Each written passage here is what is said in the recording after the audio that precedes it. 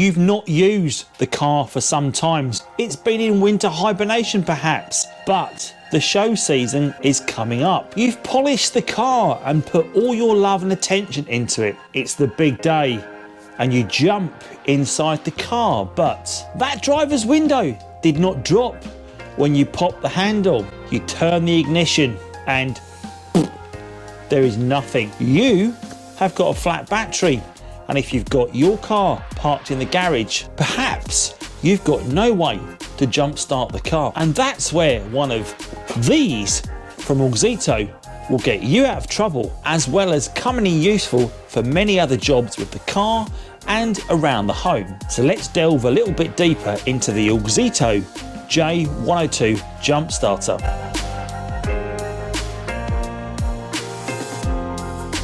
I'm sure we've all been in a position with a car with a flat battery. It's very frustrating, and if you own an Audi TT MK1 3.2 V6 Coupe, you're in even more trouble, because with no power, there's no way to access the boot. If you can't access the boot, you can't get to the battery. So it's not such a big problem if you've got a 225 or a 180 or the 1.8T engine, because you'll find your battery in the front. Unless of course you own the Quattro Sport, and then again you'll be in the same problem as the 3.2 owners.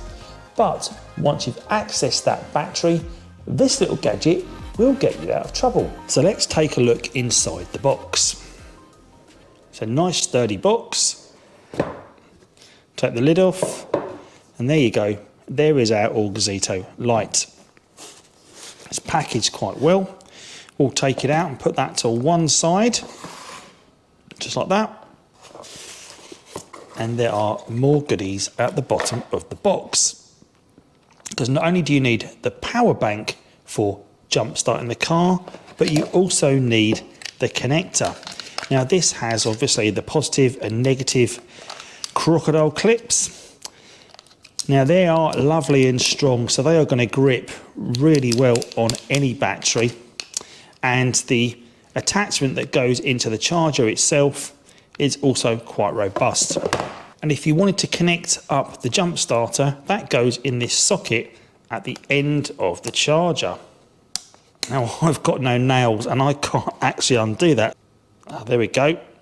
And inside there you will see the socket we use to connect the charger wire for jumping the car. Now there are two different size holes. There's a D-shaped hole and a round shaped hole. And if we look at the connector for the jumper lead, you can see there's a D-shaped connector and a round shaped connector, and that makes sure that you connect the two devices up the right way round. Now one feature you'll notice when the jumper pack is out of charge and you connect it up, you'll hear that audible beep and a red light comes on, so that way you know there's not enough charge for you to jump start your car. Now an electrical connector that's easier to access is the charging port on the side, and if we pull that back you can see there's the USB-B connector, the older style, the larger style, and the USB-C connector which you would use to charge it with this handy USB-B to USB-C lead that comes with the pack, and you connect it up like so into the side of the jumper pack, and then plug this into the mains into a USB plug, and that will allow you to charge your jumper pack. Now the jumper pack lead has got these two very springy crocodile clips that connect to the battery, but when connected they're nice and strong and they're going nowhere. Using these two items, let's see how we jump start the car. Now you can see this is ready to discharge into the battery when it's flashing green like so.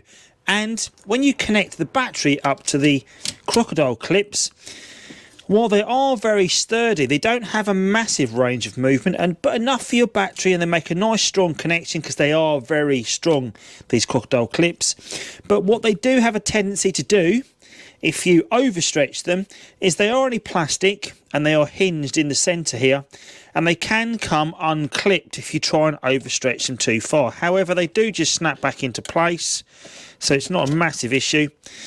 Now once you've got the battery connected up like so, but they do easily just clip back together like so. So there you go. If you are overstretching these clips, they do come apart, but they do clip back together. They're not broken as such. Once both crocodile clips are making a nice strong connection to the battery, the light will go solid green and your car is now ready to start. Working outside at night is pretty challenging due to how dark it is, but with this light mounted in the right place, it projects a great floodlight that means I can see everything, and I'm going to show you that now. So there's the light there, and you can't really see anything on the ground, but let's look what happens when I mount the light on the wall and it projects downwards. So there you go. I think you can see how white my face is, how much light that gives out. It really does project loads of light. So if you needed to, say, change your wheel at the side of the road, then this gadget is perfect. So one of the benefits of this light is not only does it have hooks on the back for mounting, but it's also magnetic. Now right here I've got a cast iron drain pipe, and just look how strong the magnets are. Now that's going nowhere. Now I have found if you try to mount this on any coated metals, it doesn't stick so well. So if I hang it on the fridge, it tends to slide down. But if you stick it on something very ferrous, like a cast iron pipe, a block on your car, this thing will do a job. Now the battery in this great little Auxito Jumper Pack has a capacity of 38.4 watt hours. Now the output from the light says it's 5 watts, so on that basis this should stay lit for almost 8 hours on a full charge. It's a sunny Saturday afternoon and I'm going to turn this light on like so. So you've got 4 status lights across the top because the power bank is currently fully charged on this Auxito. And what I'm going to do is, it's now 2:30 in the afternoon. I'm going to turn this onto full light, and we will film it and see at what point this runs out of battery. I think it's going to last for about 7 to 8 hours. So we'll get ready to start the stopwatch and we are underway. Let's see how long it lasts. You can see while we film this experiment, the LEDs are highlighted quite clearly on the camera. So we've got a row of what? 1, 2, 3, 4, 5 by 2, 4, 6, 8, 10, 11 or 12 LEDs. So between 55 and 60 LEDs illuminating this floodlight. And that is more than adequate to light any engine bay when you are working on it, which we will also take a look at. This is where the Project TT comes in handy once again, because I want to show you the strength of the magnet on what are classed as vertical surfaces. So here we've got the stays that the crash bar bolts into, made of steel, very rigid. Get the light and it just stays there. And of course on the TT, the bonnet and other such panels are not made of the ferrous metals we need to use the magnet, but it does have the 2 handy hooks on the back for us to hang this up when we're working. The light in the garage, with the car being black and the engine bay being pretty dark, doesn't give us an awful lot of light to work with, so that's where this is going to come in handy, so I can show you the difference in lighting in the engine bay with and without this light. Imagine you're trying to reach something down here behind the tip, and because the light's not great you can't see what you're doing. But if I bring this light over, look how much more of the engine bay is illuminated. In fact, if I hang it up on the 2 hooks, all that pipe work that once I couldn't see without the light in place, I can now see illuminated again. All the pipe work, it gives you great visibility when looking in the engine bay. So if you want to work in your engine bay with the bonnet open, the TT has these great slots in the bonnet, so you can actually hang this light from them. So if we look at the 2 hooks on the back of this, it's got those 2 hooks as well as the magnet, because obviously the magnets aren't going to stick to the bonnet. And what you can do, the 2 hooks have a slightly different purpose. This one is not supported but won't go past 90 degrees, whereas this hook is also ratcheted and can extend round 180 degrees. That way you can hang things vertically like so, or you can bring them together and hang them horizontally. if I want to angle this light a bit more downwards towards the engine bay, I would take two particular slots, and because the hooks can move around, I can hook them through one, hook them through two, like so, and that's angling straight down at my engine bay. So what I'm going to do, I'm going to turn the lights out in the garage. So imagine you were working in an outside at night time, so you couldn't see anything, and let's see the difference that the light makes. And hopefully you can now see that is floodlighting all the areas I want to work on. I don't think it's portrayed particularly well on the camera, so I'm going to move the camera in to show you just exactly how much I can now see in here. Again, this is only running on the flashlight. It's not got any light in the garage. So look how much of that engine bay is illuminated just from that flashlight. It makes such a difference. So I could happily work outside at night time just with this flashlight illuminating my engine bay. 3 hours in and the outside light has failed. It's 5:30 and you can see we're down to 3 bars of power, but the light is running nice and strong.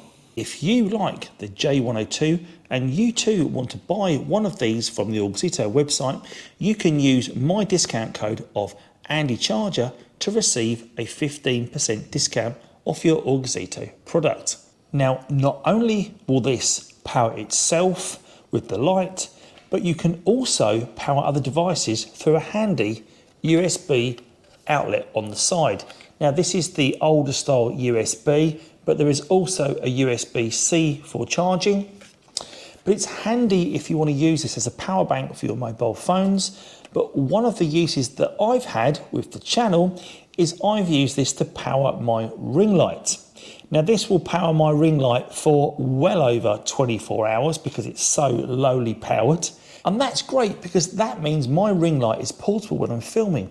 All I need to do is use one of these hooks or the magnets on the back, stick it to the stand for the ring light, and just start filming. It's perfect. I'm kind of astounded because we are over 10 hours now into the test of this light, and it's still got 2 little white indicators suggesting it's half charged. So I'm going to have to leave this running all night to see if it's on in the morning, but 10 hours in, this light is still going strong. There we go, 8:24 on the next day, so 18 hours after we turned this light on, the light has finally gone out. So you've probably got almost 18 hours of battery life with this floodlight, which I think is amazing. Now, the charging time for this jumper pack, depending if you're charging it from the mains, is between 2 and 6 hours from my experiences. So if you've got it attached to the mains, it will of course charge much quicker, but 2 hours will give you a full charge. And that is my review on the Auxito J102 Jump Starter. I hope you found it useful, and if you're looking for a jump starter, this could be the product for you. And of course, if you are, please use my discount code, which you can find in the video description, along with the web address of AndyCharger, to get yourself a 15% discount. This is going to be the first of a few product reviews I've got coming to the channel over the next few weeks, so please do keep your eyes peeled for those. And of course, if you found this video useful, then please do give it a thumbs up, because that really helps out with the YouTube algorithm. And think about subscribing to my channel if you've not already done so, where you will find a whole host of content on the Audi TT Mark 1. As always, thanks for watching. See you soon. Take care.